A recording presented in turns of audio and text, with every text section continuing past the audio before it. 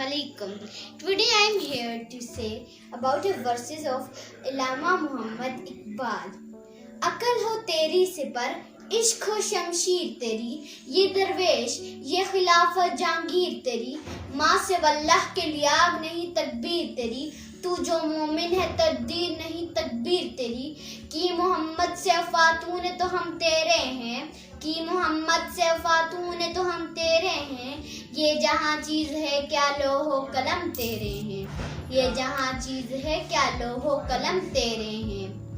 यूं तो सैयद भी हो, अफगान भी हो, मिर्जा भी हो, सभी कुछ हो, बताओ क्या तुम मुसलमान भी हो।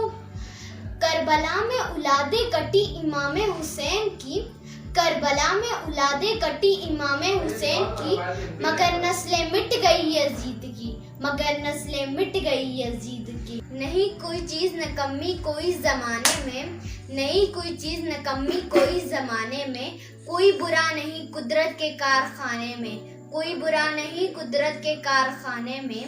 हिजर बंदों से क्या पूछूं मेरी इब्तिदा क्या है, हिजर बंदों से क्या पूछूं मेरी इब्तिदा क्या है, मैं इस फिक्र में रहता हूँ मेरी इंतहा क्या है, मैं इस फिक्र में रहता हूँ मेरी इंतहा क्या है। अल्लाह को दिल में रखना लाजिम है इकबाल, अल्लाह को दिल में रखना लाजिम है इकबाल, सजदों में पढ़े रहने से जन्नत नहीं मिलती, सजदों में पढ़े रहने से जन्नत